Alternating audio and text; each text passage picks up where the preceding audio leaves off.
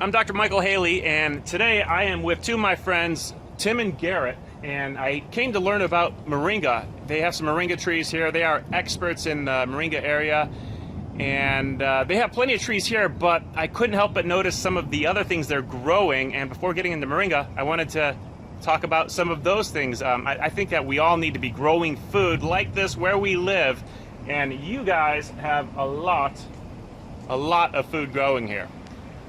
Show me some of the things that are on this property.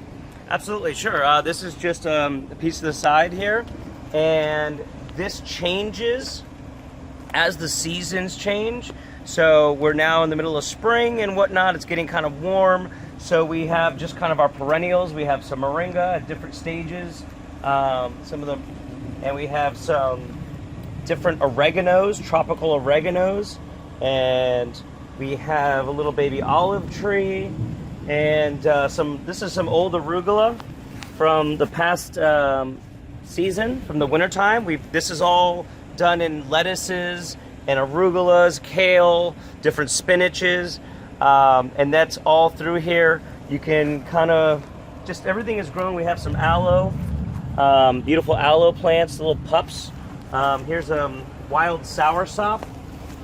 This is a little wild soursop tree. It's a little bit different than the soursop you may get in the store. I believe they call this one the mountain soursop. It's a little bit more medicinally important. This is the one that they're using a lot more for the intense cancer treatments and whatnot. We have some lemongrass as well. Everybody knows lemongrass, excellent for teas. It makes a wonderful addition to a moringa tea as well. The lemongrass mixed with the moringa is amazing. Here's some more mature aloe plants, getting closer to being mature, and just more tropical oregano.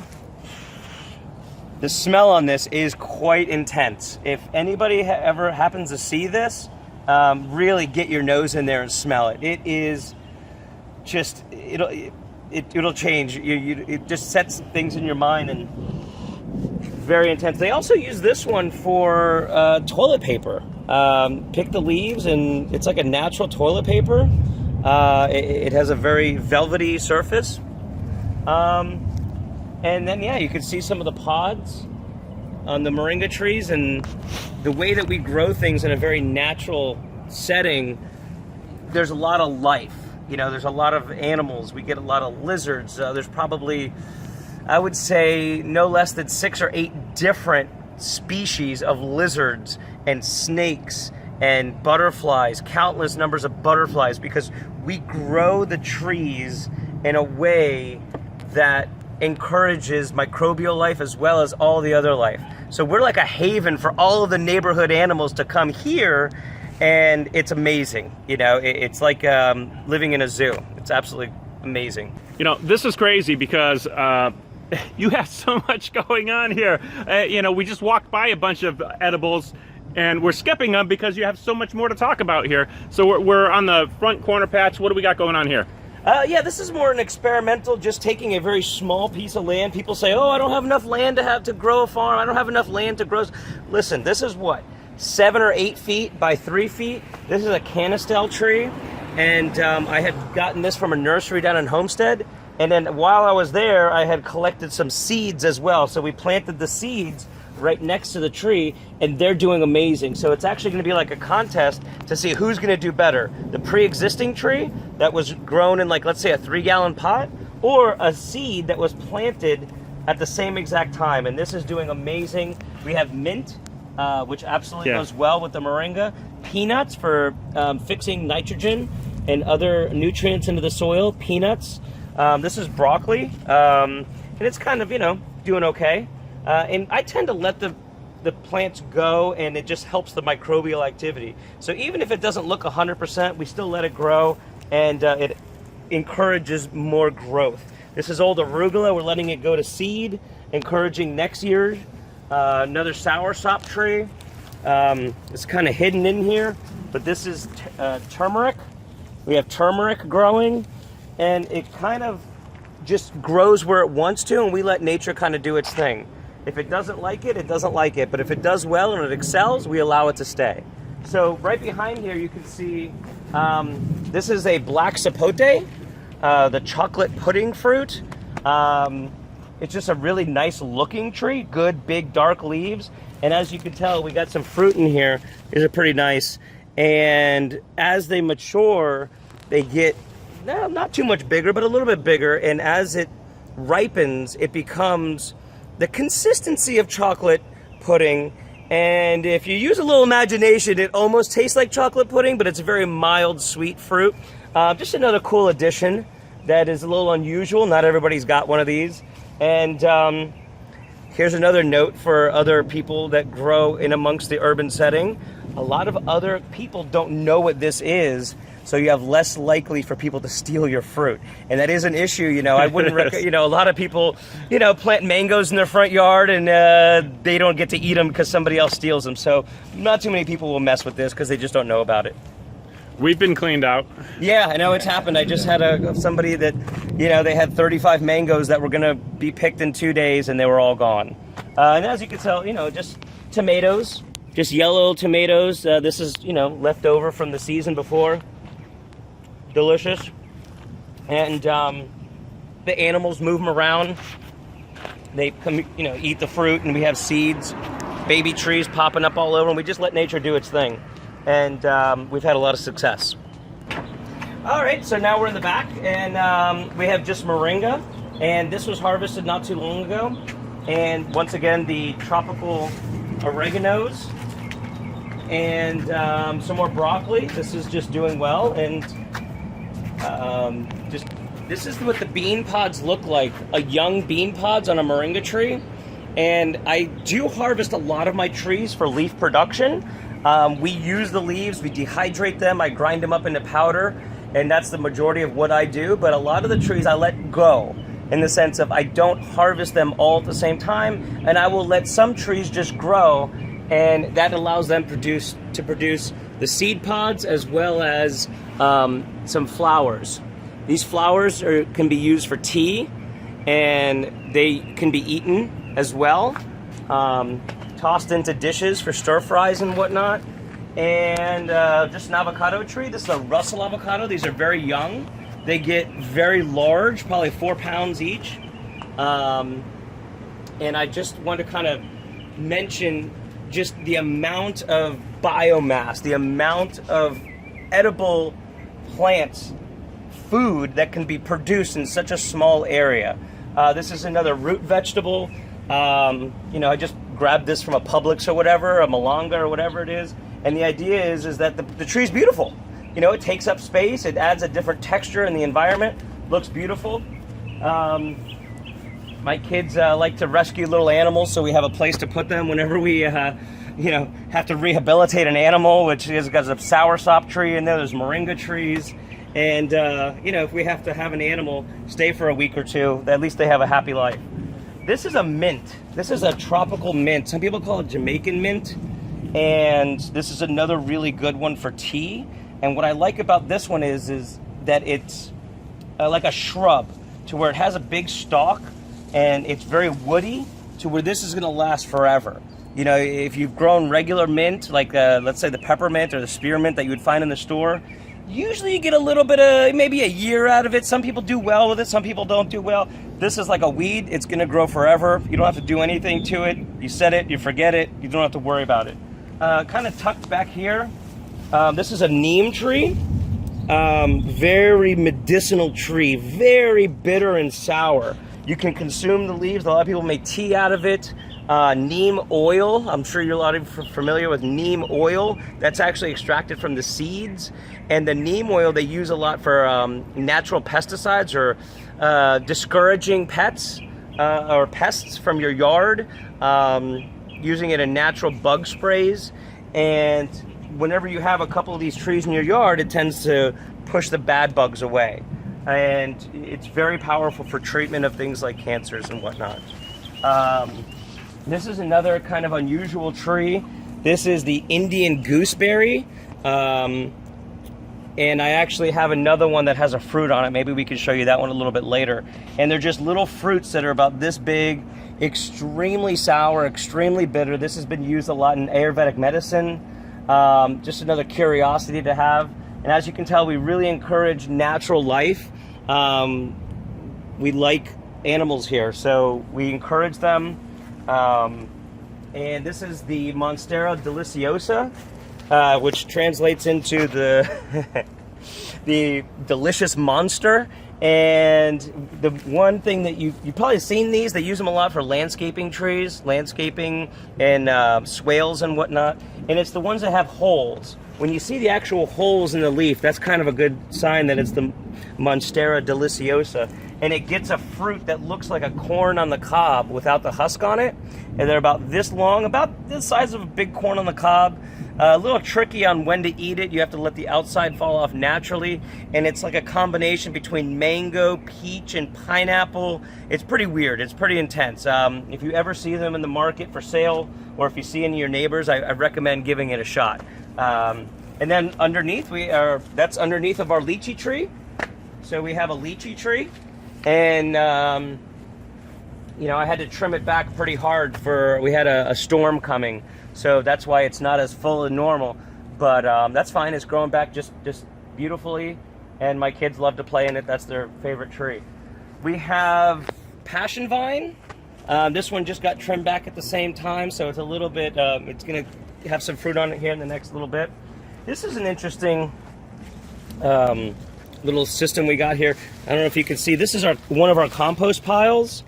And what I've done was I've allowed sweet potatoes to take over, and what that's going to do is add nutrients back into the compost pile as well as these are edible. I mean, a lot of people don't realize sweet potato leaves are incredibly nutritious, and it's covering the compost pile and blocking it from the exposure of the sun and drying out, keeps it nice and moist, and it's a living entity at this point. It's not just a pile of dirt sitting there. I normally tend to keep brush piles and things like this around the property on purpose, and that's mainly for the microbial activity, as well as, once again, we encourage the animal life here to where now the animals have a place to live. And the animals that's going to be the snakes, the lizards, the toads, the frogs. They got to have somewhere to live. So I'm giving them all these trees and all this wonderful goodness, but also they got to have a place to live. And we have, this is a cherry of the Rio Grande, a tropical cherry. I don't believe there's any fruit right now, but there are some flowers. Right yeah. Actually, bring this down. So yeah, it comes in nice little flowers. The fruits become black and pretty close to a cherry that you would get in the store. As close as we're going to get here in South Florida. And so that's this tree. We have some mangoes. We have a Kazar mango here.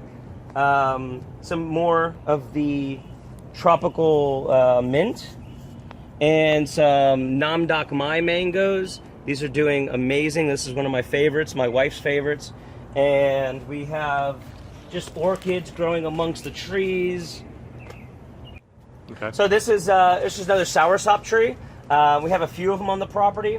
These are used for the leaves. You can dehydrate them and make teas out of it. Very cleansing, detoxifying tea, as well as the fruit. The fruit is amazing, and we love soursops, as we all should.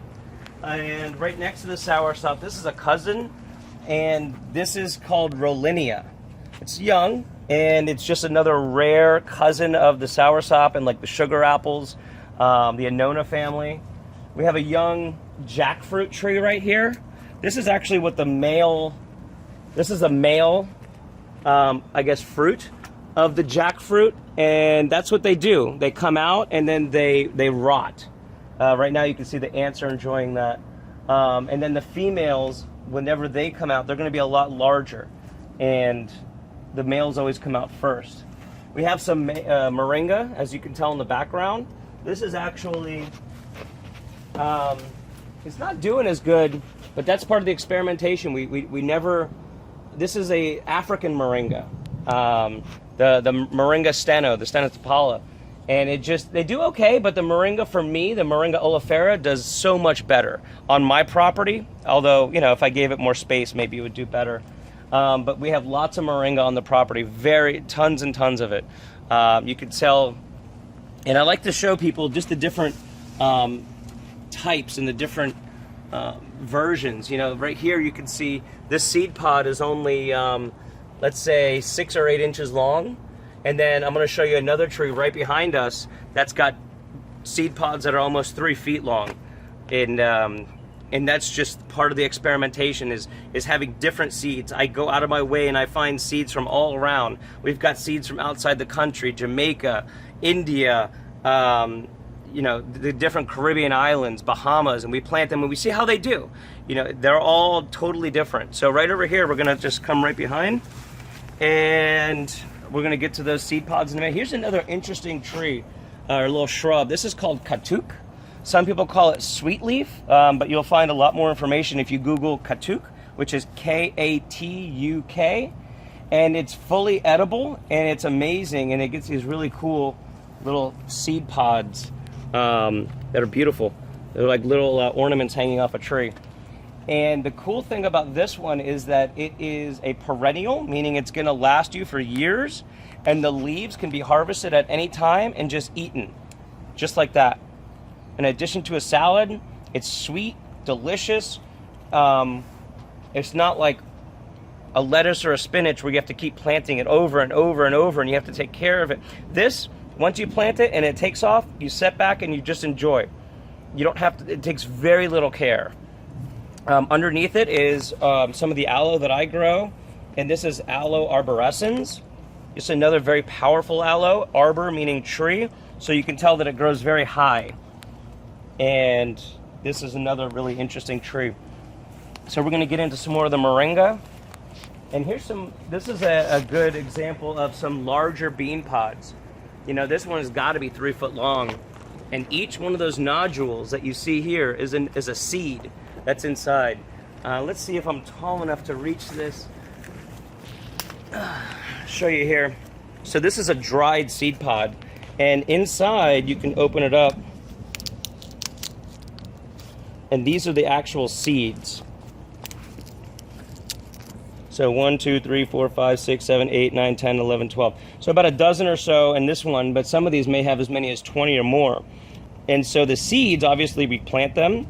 And the other thing that we do as well is, let me get that, is you can crack them open. And then the little white kernel that's inside, almost like opening up a peanut, you eat that. So a lot of people eat about 2 or 3 of these a day, and these things are magical. If you have never consumed a good fresh moringa seed, I highly recommend it if you have that opportunity. Once again, you peel off the outside and you consume and you eat them. It's kind of like a peanut, but the flavor is very intense. It's kind of bitter, but the cool thing is that everything after about 20 or 30 minutes is totally sweet.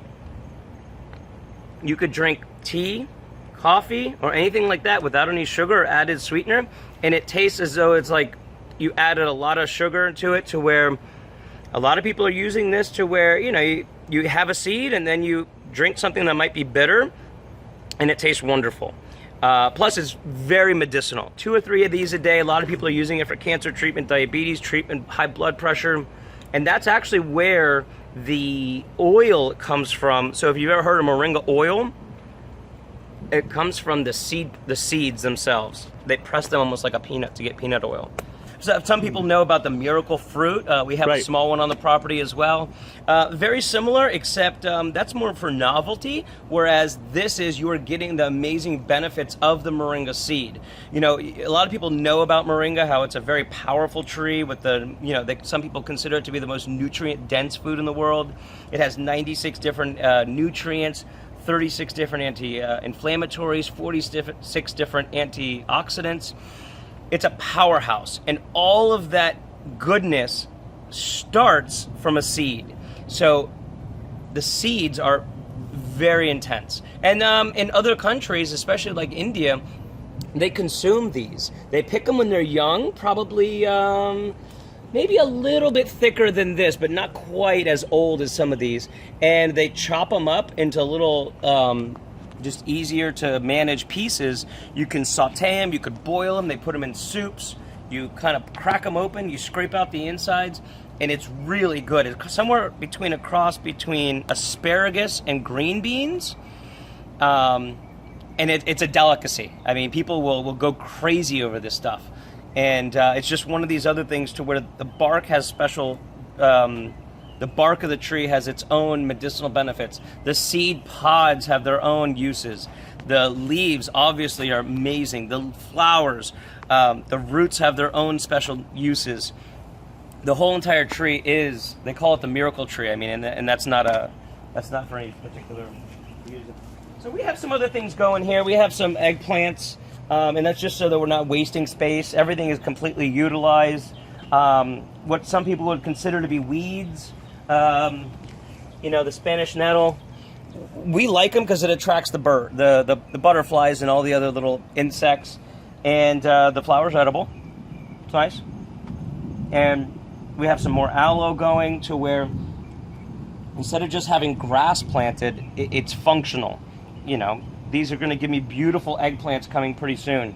Plus the moringa, right next to it. This moringa was harvested about 2.5 to 3 weeks ago. This is all new growth. If I pull this back, you can see where the cuts were made. That was where it was harvested before. This is all new growth, probably 3 weeks old. So you can see how fast it grows. And they're fully, you can eat it right off the tree. You sprinkle it on your salads. You can make teas and stuff out of it. We always recommend trying to keeping it as raw as possible.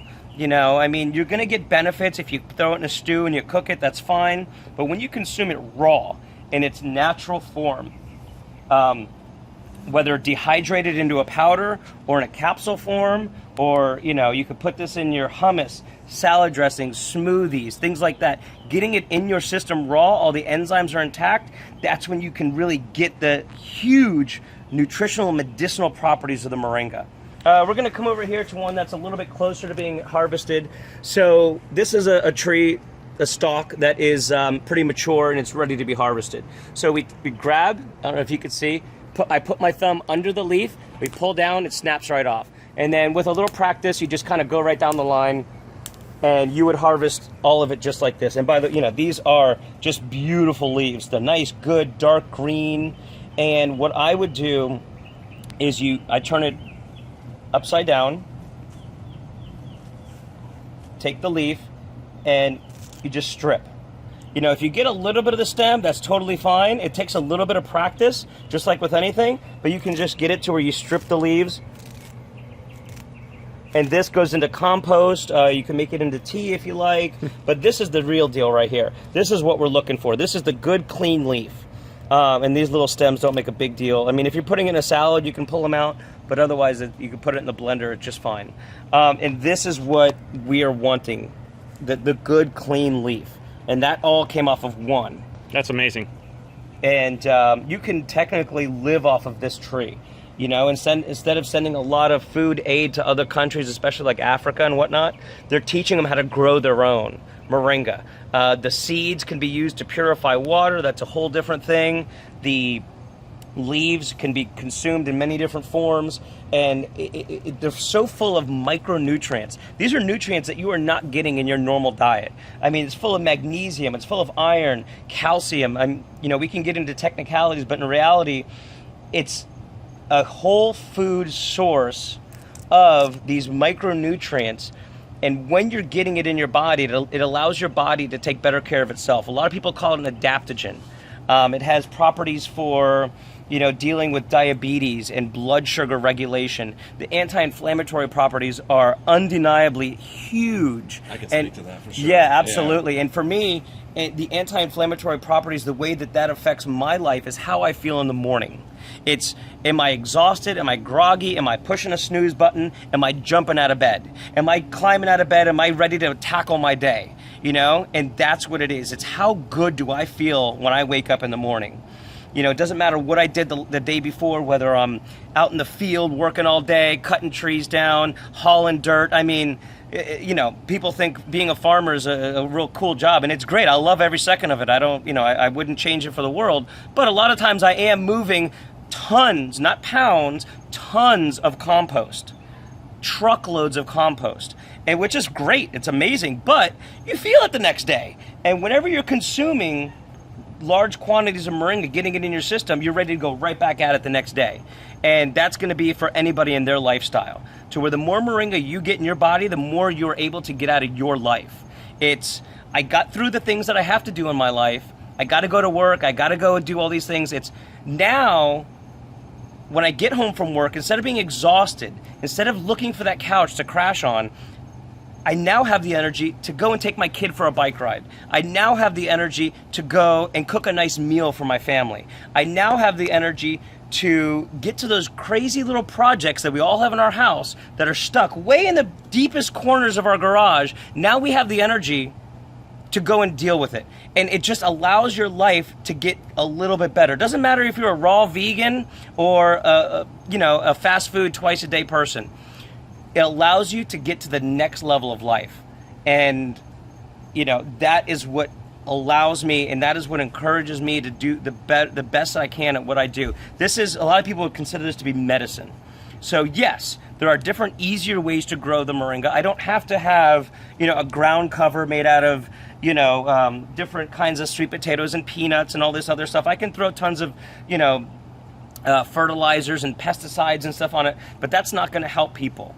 That's going to get an end product of more moringa, but for me, it's all about the highest quality moringa. This is grown to the highest standards that I can come up with, and when you are getting it in its most healthiest form in your system, that's when really miraculous things happen. We have lots of other trees growing together. It's not just rows and rows of moringa. It's moringa right next to a loquat tree, and the loquat tree is right next to a starfruit tree. And going back to people that have limited space, these two trees are grown in the exact same space. They're literally a foot from each other, and they're going to both give me fruit. Grown right next to moringa. And then here's another compost pile. Yeah, it's amazing because as you're showing me all these things and all the food that you are growing, and we have just touched on a corner of the property so far. It's not like it's stripping your property away. Your property is only getting better. Oh, it's enhancing. It's absolutely enhancing. I have young kids, and my children. This is a backyard you can play hide and seek in. There's tons of little nooks and crannies and little private areas where you can go play in little meditation zones, and it's just adding to the property. One of my pet peeves is just seeing empty fields of grass. There's so much potential, and you're not really you're not removing anything other than when you start adding edible plants to your landscape, you're just getting so much more. Just in walking on this right now, walking on this ground, I can tell that it's nutritious, it's delicious. It almost feels like look, you can dig, you don't need a shovel. Look, you can see, there's bugs, there's worms, there's all kind of microbes. You can't dig a hole without killing a few worms. And it's full of life. And this is compost that's been with us for years. We keep here's some charcoal. We add charcoal to our compost. That looks amazing. That's just part of it, and that looks absolutely amazing. You cannot buy that. Oh no! You couldn't put a price on it. And it's not only the nutrients that are in there, but that's just years and years of microbial activity, and the microbes help transfer the nutrients from, let's say, a compost into a bioavailable form for your plants. So if you're just adding lots of fertilizers and stuff, the plants aren't able to absorb it at their peak. Yeah. And this is nature. All we're doing is replicating nature. That's not a mistake. I put, that is an oak log, and that's there purely to be a home for microbes as well as funguses, mushrooms, mycorrhiza, and once again, another place for the animals to live. And it all comes together. Yeah. All of these things you're doing, and I'm going to comment again. Just walking on the ground, it feels amazing. It's different. It's like nothing I've ever walked on before because it's got this amazing cushion, which is the life that's in it. I can tell by looking at that compost pile. That is natural compost. It's not, you didn't buy a bag of manure that who knows what the cows ate or whatever the horses ate. You don't know what's in it. This is homegrown compost. Oh yeah, a little goes a long way. Like you wouldn't use that to grow plants in. That would be mixed in with something else. That is so nutrient dense. that a little goes a long way. And once again, we just let the natural plants grow. You know, these guys are setting roots down in there, and they're helping out. There's moringa trees popping out of the out of the actual pile. Yeah, this is a moringa tree. I guess some seeds got mixed in there, which is fine. We let things just go natural. And yeah, we have some moringa trees here. It gets to be a little dense, but yeah, come on, take a look. This is one of our older trees on the property. This tree has given just tons and tons of leaves through its life. And you can see where I've harvested over and over and over and over again. And basically I've created these nodules. And this is where I cut the branch. Or sometimes you can even, you just break them off. And you can tell. Now this one has gone a little far, so it's got a lot of flowers and stuff on it. But the leaves are beautiful, and we keep harvesting at the same point, and that just creates these areas for lots of new growth. And I mean, this tree, it probably has, I don't know, 15, 20 or more pounds of leaf on it, which is more than the average family could use. If you had one tree on your property like this, you would be getting a bulk of your nutritional requirements if you so chose. And then there's just more and more moringa trees. And so the idea is to not have wasted space and just utilizing as much of your land as you can, as much as you choose. You know, if you want to have a nice yard, that's fine. There's a time and a place for it. But I mean, right now, this is the back of this particular property that's totally unused, that would normally be unused. You know, this would just be a headache for the lawn crew. You know, and what have I done with it? I've planted the trees, and if you look on the ground, it's all just different types of ground cover, and the weeds don't really grow that tall because of the trees. You know, the trees are blocking out a lot of the sunlight, and it's just very low maintenance. People say, oh, I don't have time to take care of that. Well, no, once you get started, the trees and the whole property takes care of itself. It's extremely low maintenance. You know, every couple of weeks I'll come out here with a weed eater for 10 minutes and we're good. We're done. Everything just kind of is harvestable and edible, and that's what we do. All right, so this is just a different part of the property, and we've once again got the moringa. That's our mainstay. But one of the things I want to mention is that these are pumpkins. These are a type of Jamaican calabaza pumpkin, and we're using it once again as a ground cover. And the bonus is that it's not grass. I don't have to trim it, and eventually I'm going to get pumpkins. So we just have different trees growing together, and reduces my labor. And you know, over here we have peanuts and sweet potatoes, and there's beans in here, different kinds of beans. And then one of the interesting things I have is just a tank I picked up for a couple bucks at a yard sale, and we filled it with fish. They're kind of hard to see, but they're cichlids, type of fish that is natural to around here in South Florida. And the water is circulating, and I use this kind of like some people would compare it to an aquaponics, but basically it has a water pump, and we use this to water the plants, and then it gets filled either from the well or from rainwater. And then I have it getting pumped up here, and here's a bag, and in this bag is charcoal. And the charcoal is getting charged. It's getting, all the nooks and crannies are getting filled with the bio waste of the fish. And so eventually this charcoal is going to get put back into the property, and that will last forever. It's kind of like fertilizer that lasts forever. And so we have the fish here, some beautiful jackfruits.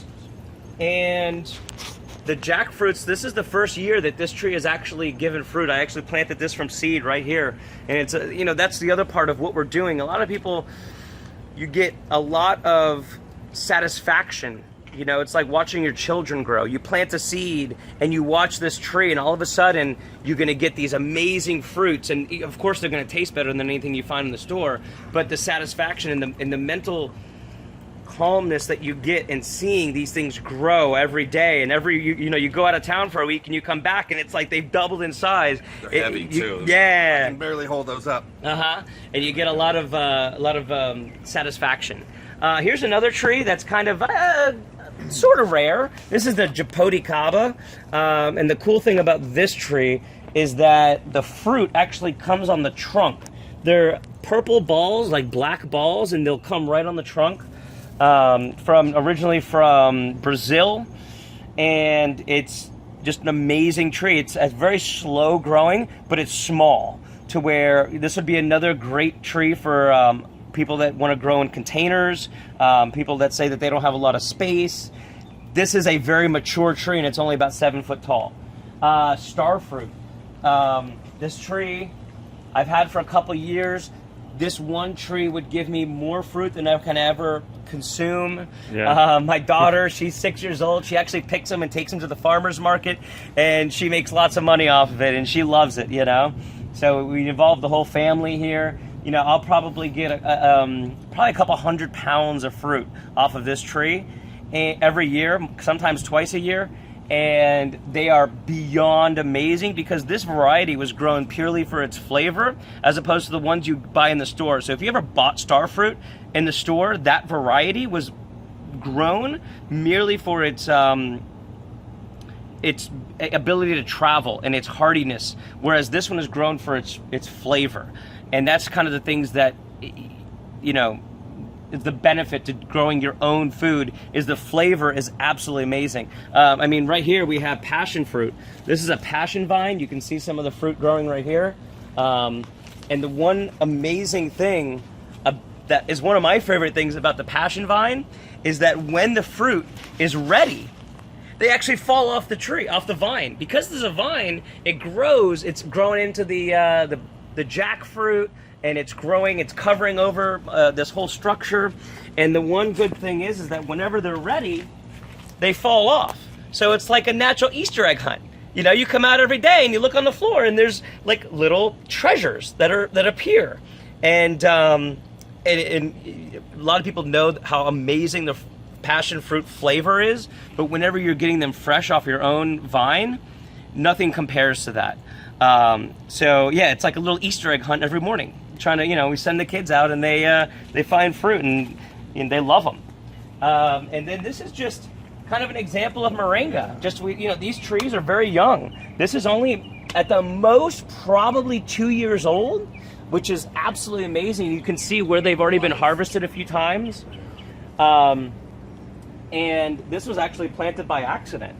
I was shelling a bunch of seeds one day. A couple of them fell on the floor, and hey, they weren't in my pathway. I let them grow, and now these two were twins. They were massive, but this one actually fell over because it got too tall. I cut it back, and now we have the new growth, and I let this one go to be that tall so that it wouldn't compete with the star fruit. So all of the growth is at about the same level. And that's the other thing you kind of got to think about when you're doing home gardening is just allowing each tree to have its own space, and think about your sun. And then some plants like very low sun, which is great. Some of them like high amounts of sun exposure. And that's just something we think about. If I cut this tree too low, this tree would have taken over and it really wouldn't have grown that well. So I let this one grow a little bit higher, and now I harvest it from up there, whereas you've seen it on the rest of my moringa trees, I normally keep them a lot lower. Here's a good example of more average, to where we harvest, we cut the branches at a low level to where I can do it at this level. I don't want to be reaching up, on a ladder if I can avoid it. Those are things that we think about, is efficiency, and just not allowing yourself to be put in situations where you might fall off a ladder or whatnot. We got to think about those things. And this yard is by no way finished. It's an ongoing process. A lot of people say, oh, I want to do that and then I'm going to be done. No, there is no done. There is no finish. Just for a perfect example, we talked about the neem tree a little bit earlier. That's back here. It's very young. This was just planted probably a month ago, and it's already tripled in size. It was a little twig when I planted it. This is going to take over this whole entire area when it gets older. It's going to be like a replication of that avocado tree. This whole empty space right here is going to be filled with neem. And then this tree is growing ridiculously. We had spoke about this one before, and I'm going to let that one grow, and it's going to take over this whole area, to where I'm going to have multiple levels. These are going to be the top levels of growth, and then the next layer is going to be probably moringa, kind of underneath them. Under that layer, we're gonna have our mint. And then under that layer, right now it's kind of natural with the turtle grass. But, you know, we have tomatoes. You know, these guys are gonna be growing at the bottom. This is we plant seeds. This is a chocolate sapote, the black pudding fruit, chocolate pudding fruit. And we just planted a seed. And, you know, these guys like real low light to where you can have multiple different layers. And what we're trying to do is replicate what a forest would be. You would never see a line of trees equally spaced in a forest. They grow naturally, they all grow together, and that's what I'm doing here. And it just allows for lots of biomass. It's how much can I produce off of a small piece of land. You know, once again, we have the, this is a fruit tree, this is a wax apple here. We have a vine coming up, that's gonna be our passion fruit. The passion fruit grows into here. We have the sapodilla right here. More mint, more oregano. This is another young jaboticaba. And we have mangoes that are coming up to where we just kind of let nature do its thing, and it's amazing. And once again, I don't mow any of this. I don't cut any of this. Once it's done, once it's planted, I step back. I let nature do its thing. You know, the definition of a weed is a plant in the wrong place. So we don't have weeds here. These are all plants that have their own benefits, and some of them aren't as obvious. Some of the benefits are just taking up space, and the other thing is that they're fixing, you know, nutrients. Grasses, some of these grasses have roots that are many, many feet long, and they are taking, you know, nutrients from the environment and putting them 15 feet, 10 feet, 5 feet deep into the soil, which is going to allow some of my other trees to absorb those nutrients. So everything has a purpose, and some of those purposes are just, you know, allowing a flower to be pollinated and having the butterflies. Right now it's kind of a cloudy day, but normally, I mean, there's 5 or 6 different butterflies at any one time. And when the sun comes out, the lizards come out, and we have, you know, different species of lizards to where, I mean, they'll crawl over your foot. I mean, there's just so much life, as opposed to a quote unquote pretty yard with just grass. There is a lot of life here, you know, and we get storks that come and eat the lizards. We have, like I said, the snakes, but, you know, some people are afraid of snakes. No, we love our snakes. I encourage them to come here. You know, the larger your predator, the better the quality of your environment. So, you know, whenever I start seeing those big giant storks and those herons here, we have a hawk that flies around here. That's encouraging. That means that I have created an environment that there is a surplus of animal activity to where now nature is once again filling in the gap, and now they're going to start to manage that on their own. So I love it. This place is amazing, Garrett. You're my new gardening hero. I appreciate it. All right, let's go learn more about moringa. Oh no, absolutely. That's our specialty for sure. Let's go do it.